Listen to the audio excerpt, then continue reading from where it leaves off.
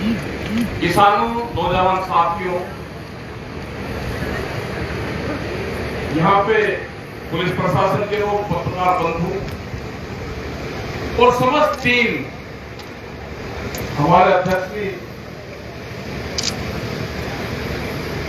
और जो भी यहाँ पे कमेटी के लोग हैं, ये जो पंचायत थी यहाँ पे सारे माधोपुर, और पंचायत में एक बार पहले यहाँ पे आए, जो धरना चला हुआ है, ये किसान मजदूर बेरोजगार मुकेश जी और उसकी समस्त टीम, उन सबका भी धन्यवाद। और धरना ये कोई आज का नहीं है। जब दिल्ली में धरने शुरू हुए, ये धरना उसी टाइम का चला हुआ है। बीच में सब धरने खत्म हुए, सब धरनों को उठाया गया। करीब 500 से ज्यादा धरने पूरे देश भर में होंगे, लेकिन ये रह गया। इनकी शर्त ये थी कि जब तक संगठन के लोग यहाँ पर नहीं आएंगे तो ये धरना जारी रहेगा। इस धरने को जब ही हम उठाएंगे।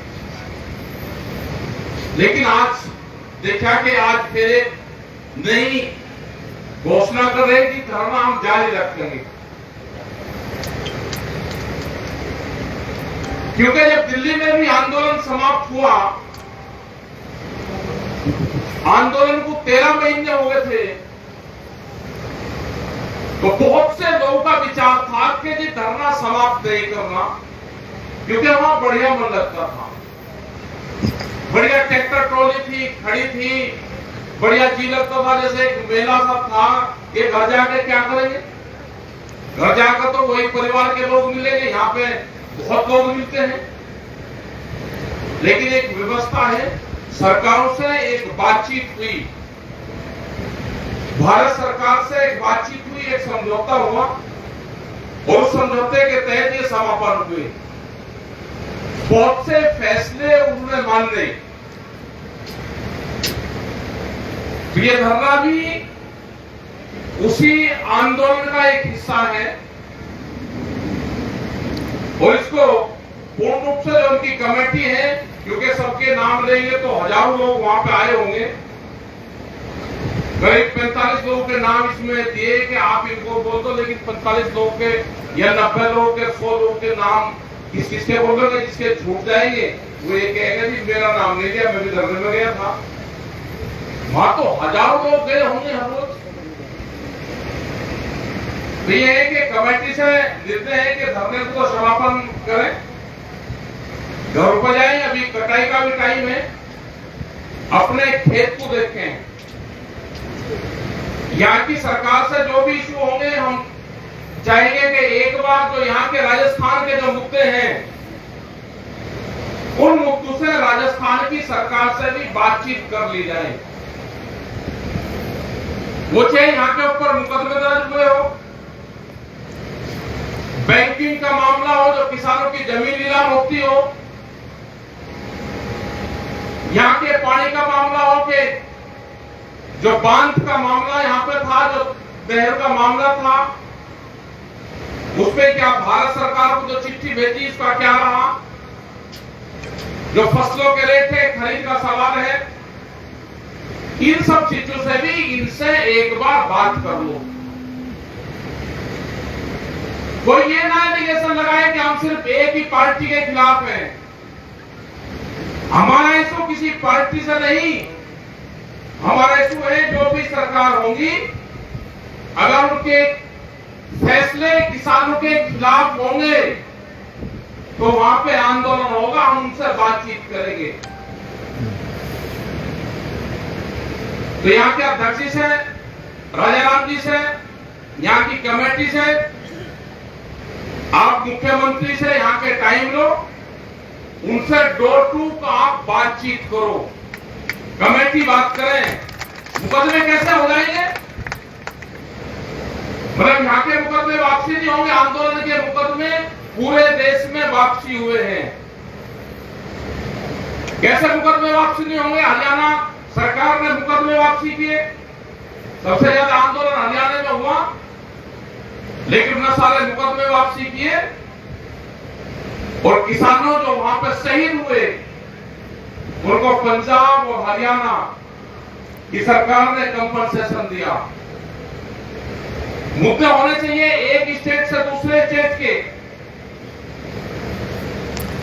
हम देश के सब मुख्यमंत्री से मिले, तेलंगाना के मुख्यमंत्री से मिले, उन्होंने कहा कि हम जितने भी 750 किसान शहीद हुए हैं उनको 3-3 लाख रुपया हम तेलंगाना की सरकार की तरफ से देंगे।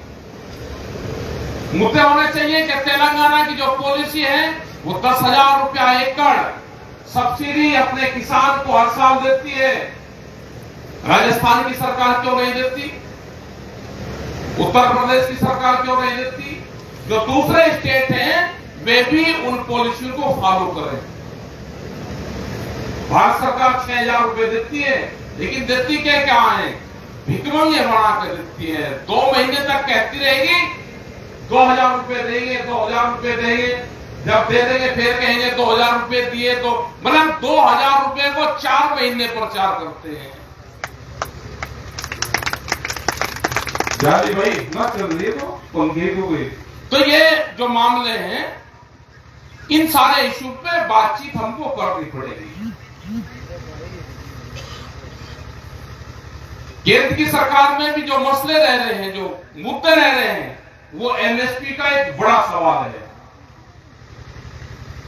एमएसपी के मामले में उन्होंने कहा कि आप किसान संयुक्त मोर्चे को कहा कि आप 2 कैंडिडेटों के नाम दे दो 21-22 तारीख में।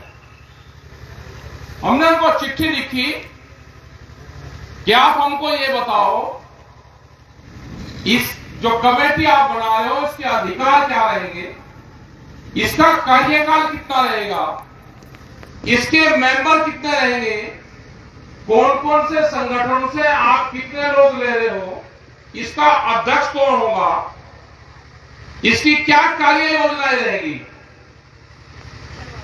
लेकिन उसका जवाब उन्होंने नहीं दिया। और कल कृषि मंत्री ने पार्लियामेंट में, कल या 1-2 दिन पहले उन्होंने कहा कि हमने नाम मांगे संयुक्त मोर्चे, उन्होंने नाम नहीं दिए। हम ऐसे रास्तों पर नहीं जाते जिस रास्ते का हमको पता नहीं कि आके इसमें कुआं है, खाई है, गहरा है, नदी है, नाले हैं, ऐसे रास्तों पर जाते। जब तक भारत सरकार स्पष्ट हमको ये नहीं बताएगी कि इसके मेंबर कितने होंगे, इसका अध्यक्ष कौन होगा, इसका कार्यकाल क्या होगा, ये काम कैसे करेगी, कौन सी संस्था होगी, हम 2 नाम देते हैं, आप 15 नाम किसी और के रखियो और फिर बहुमत के आधार पे आप फैसला करते हो कि 13 लोगों ने कहा कि एमएसपी पे कानून नहीं बनना चाहिए और सिर्फ 2 लोगों ने कहा कि कानून बनना चाहिए, और आप अपना पास हो जाओगे, क्योंकि यूनिवर्सिटी ऐसी आपने बनाई रखी कि वो आपकी यूनिवर्सिटी में फेल कोई होता ही नहीं। तो हम ऐसे कान नहीं पकड़ते कि जो उनसे के छोड़ दी कट है, अपना ऐसे ही ठीक है। हम पूरे देश में जाएंगे एमएसपी के इशू पे, पूरे देश में लोगों के बीच में जाएंगे, अपनी बात रखेंगे और ये एक जन आंदोलन बनाएंगे।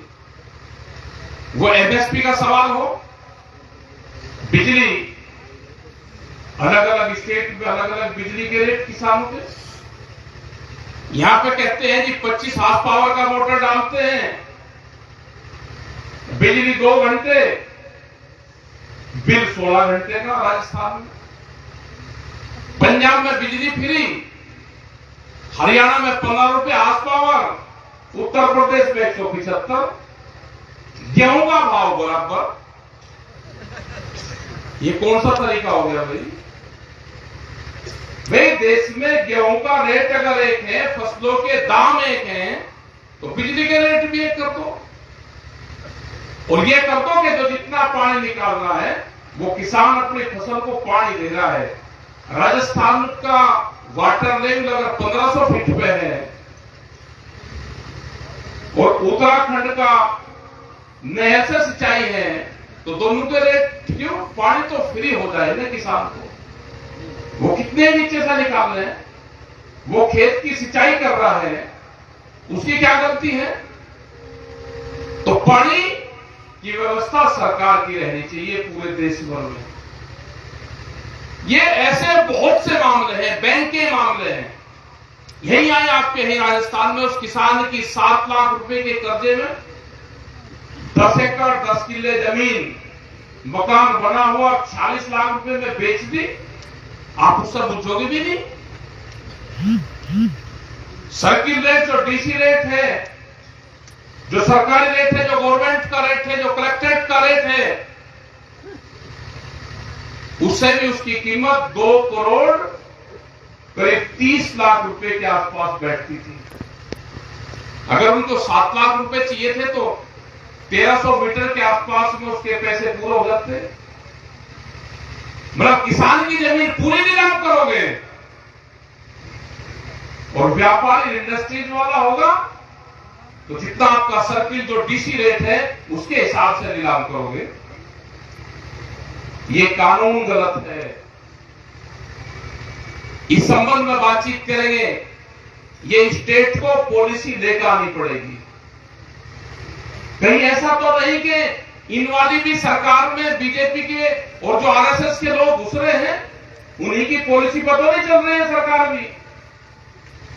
मध्य प्रदेश में तो चली थी, क्योंकि मध्य प्रदेश में तो दोनों पार्टी का आपस में गठबंधन है इनका। वहां पे एक मोजरवेयर कंपनी है जो कमलनाथ की है, उनने समझौता करके अपना मुख्यमंत्री पद छोड़ दिया और अपनी कंपनियां बचाई। तो ये देश का कुछ नहीं कर सकते। इन गलतफहमी में मत रहना किसी की भी। देश पॉलिटिकल पार्टियों से नहीं बचेगा, ये ध्यान रख लेना। देश वोट से नहीं बचेगा, देश क्रांति से बचेगा। इस देश में एक बार फिर आंदोलन और क्रांतियां होगी, ये देश जब बचेगा। गलतफहमी में मत रहना कोई भी कि मैं इसको वोट दूंगा, उसका हो जाऊंगा, उसका दूंगा उसको। ये अपने दिमाग में से इन आंदोलनकारियों को निकालना पड़ेगा कि देश को हम वोट से बचा लेंगे, नहीं बचेगा। देश में लोकतंत्र सब खत्म हो चुका है। जितनी भी संस्थाएं हैं उस पर अवैधानिक रूप से कब्जा हो चुका है। आप कुछ नहीं कर सकते। राजा राम जी ने बिल्कुल मीर साहब ने ठीक कहा, कुछ नहीं आप कर सकते। देश में 2 साल तक आप फैसले सुनाओगे। एक राज्यसभा की सीट में आप 2 साल तक देश में फैसले सुनाओगे। आप उस पद पर बैठ के एक राज्यसभा की सीट में 2 साल के फैसले बिकते हो, आप कुछ नहीं कर सकते। यहां पे बिकता है सब कुछ। चुनाव कैसे होते हैं यहां पे? चुनाव का जिक्र इन मंचों पर मत करो, अपनी बात करो। बात क्या पार्लियामेंट में जो 3 कानून वापसी हुए, आपके कोई लोग थे? वहां पर नहीं थे। लेकिन आपका सड़क का आंदोलन मजबूत था। आपका शाहजहांपुर पूरा दिल्ली को घेर कर रखा, वहां पे आपके लोग थे। ये कानून आपके प्रेशर से वापसी हुई। वो जो भी वहां पे चुनकर जाएंगे, उनकी अपनी एक विचारधारा होती है, एक जमात उनकी है। वो उसी जमात में घुल मिल जाएंगे। फिर वे आपस में बैठकर बातचीत करते हैं पूरी। हमने देखा है पूरा, जब हम टीवी के ऊपर जाते थे और टीवी पे जब बहस होती थी, अगर बैठे रहते थे वहां पर कोने में, और वहां पर कहीं कहीं प्रवक्ता अलग अलग पार्टियों के आ जाते थे, तो सबसे ज्यादा मेलजोल पता किसका था? आप लोग को ध्यान रखना चाहिए कि सबसे ज्यादा मेलजोल जब वहां पे आपस में हम बैठते थे अलग अलग उसमें, तो ओवैसी और बीजेपी के लोग एक सीट पर बैठ कर बातचीत करते थे और मंच पाण के एक दूसरे के खिलाफत करते थे।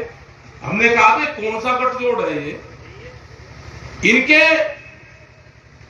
स्कूल दिन में अलग अलग हैं, इनकी यूनिवर्सिटी दिन में अलग अलग हैं, लेकिन रात को इनका जो ट्यूशन होता है वो नागपुर से होता है, नागपुर से इनका कनेक्शन है इसका।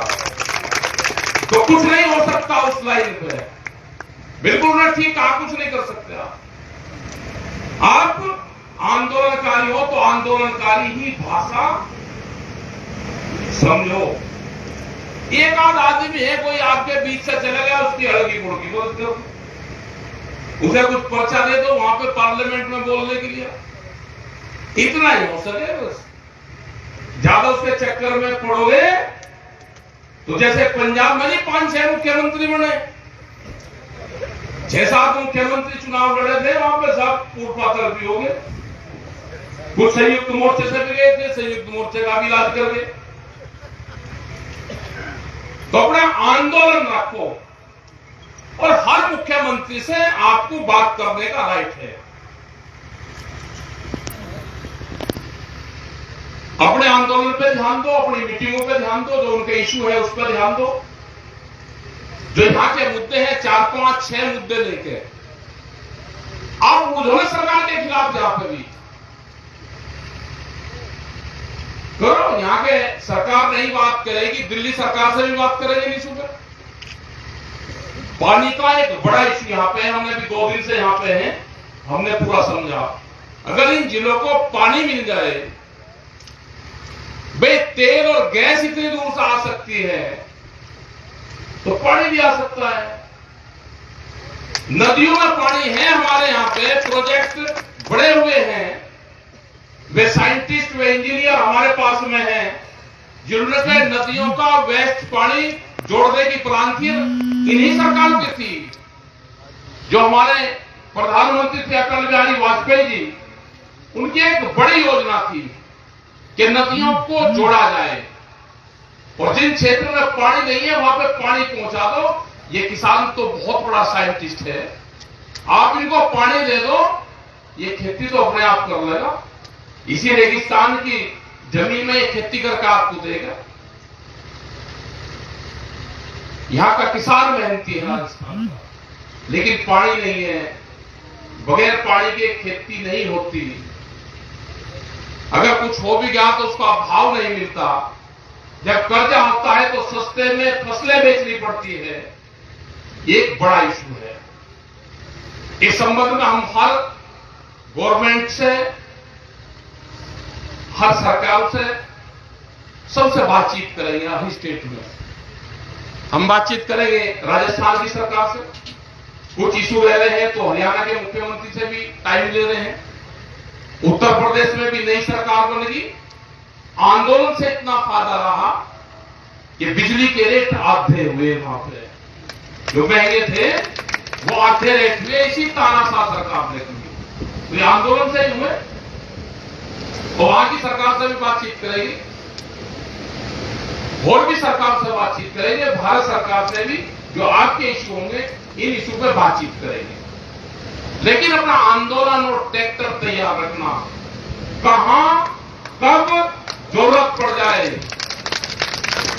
आज तो चलो ये है कि इनका धरना समापन करवाना था, आगे भीड़ आज भी बहुत है, लेकिन जैसे ही कटाई खत्म हो जाएगी प्रोग्राम राजस्थान में, मध्य प्रदेश में, इन क्षेत्रों में लगाएंगे। और अपनी लिस्टें बनाओ, जो मेंबर हैं उनको मेंबर बनाओ, उसके पास में क्या संसाधन है वो लिखो उसमें। ये आंदोलन गाड़ियों से नहीं चलता, न आंदोलन बसों से होता। अगर आप बस करके दोगे भीड़ में तो बस 6 से 7 और 8 घंटे रुकता है। आप गाड़ी में बैठ कर आओगे तो गाड़ी वाला 3 घंटे रुकता है और वो सोचता है, हाथ से इशारा कर देगा कि आजा। वो सोचेगा कि मैं केला जा रहा, भीड़ तो है 5 को ले जाएगा, सैसी का निकल जाएगा। लेकिन अगर ट्रैक्टर लेकर आओगे तो ट्रैक्टर वाला 2 दिन भी रुक जाता है और उसके साथ में 30 आदमी आएंगे, गाड़ी में 5 आएंगे, ट्रैक्टर में 30 आएंगे। बस वाला फिर कहेगा मुझे रात को किराया चाहोगे, अगले दिन अगर रुकोगे मुझे अगले दिन का भी किराया चाहो, उसे कह दे तू लेकर चला जाता। तो आंदोलन ट्रैक्टर से होते हैं, इनमें ट्रैक्टरों की ट्रॉली बनवा दो ऊपर से, हाँ उसमें अपना बैठ के जैसे बोर्ड पर रही है। पक्का पक्का। और आंदोलन तो एक करना पड़ेगा, जैसे बरसात से आने दो, एक आंदोलन तो झटका राजधानी भाई किसी की हो, आंदोलन पूरे देश में चलेगा, सरकार यहां की भी तैयार है। तो यह है कि आज भी अच्छा प्रोग्राम आपने यहां पे किया, यूथ इस आंदोलन से जुड़े। ये एक बड़े खुशी की बात है कि युवा इस दिल्ली के आंदोलन से जुड़ा, नहीं तो पहले यूथ तो आता ही नहीं था, लेकिन अब जुड़ा है। अभी भी देख रहे हैं कि बहुत यूथ आंदोलन में है। तो युवाओं को जोड़ो, मेंबरशिप उनको दो और अपनी जमीन बचाने का काम करो। आदिवासियों के बीच में हम जा रहे हैं, बहुत आदिवासियों के बीच में गए, अभी भी झारखंड में गए। तो जिस झारखंड में गए वहां पे लाखों आदमी जंगलों में बैठे हुए आंदोलन कर रहे थे। वहां पे नेतरहाट एक जगह है, रांची से करीब 150 किलोमीटर दूर, रात को भी हम वहीं रहे उन्हीं के बीच में। आपकी तो लड़ाई यहां पे पुलिस से होती है, वे मिलिट्री वाले जमीन लेना चाहते हैं, उनकी 265 गांव की जमीन, वो जमीन नहीं ले रहे अपनी, और उनका एक ही नारा है, जान लो जमीन नहीं लेंगे। जमीन दी नहीं उन्होंने, उनका जमीन देने का प्रोग्राम है। तो आदिवासी आपसे भी मजबूती से आंदोलन करता है। हम उड़ीसा के अंदर गए, भुवनेश्वर से करीब 30-40 किलोमीटर दूर अंदर, उन लोगों से मिलकर आए। हम महाराष्ट्र में गए, पालघर में गए, उन आदिवासियों के बीच में जंगलों में रुके। जंगलों से बेहद ज्यादा लगाव उनको है, जंगल से। वे कहीं की पूजा पाठ नहीं करते, अलग अलग जगह करते हैं। कोई झुंड की पूजा करते हैं, झुंड का मतलब हो गया बांस, जो एक ही जगह से एक ही उससे कई पेड़ निकलते हो। कुछ हरिदेव की पूजा करते हैं, हरिदेवता है उनका जंगल, पेड़। तो सरकार को उनको प्रोत्साहन देना चाहिए कि जंगलों की रक्षा तो आदिवासी कर रहा है देश में, ये फॉरेस्ट डिपार्टमेंट तो देश को लूट रहा है। वैसे प्रमोशन तो उनका करना चाहिए जो लोग जंगलों में रह रहे हैं। तो ये लड़ाई किसान, मजदूर, आदिवासी, छोटा व्यापारी, दुकानदार, इन सब की लड़ाई आपको लड़नी पड़ेगी। आप उसके लिए तैयार रहें। देश में एक और बड़े आंदोलन की जरूरत है। वो कब होगा, कहां से शुरुआत होगी, कौन सा उसका टाइम होगा, बढ़ जाएगा वो भी, लेकिन अपनी पूर्ण रूप से अपनी तैयारी रखना। शुरू आंदोलन होगा, कब, कहां और कैसे होगा, वो आने वाले टाइम पे आपको बताया जाएगा। आपने बात को सुना, आपका बहुत बहुत धन्यवाद। जय हिंद, जय भारत, जय राजस्थान, जय जवान।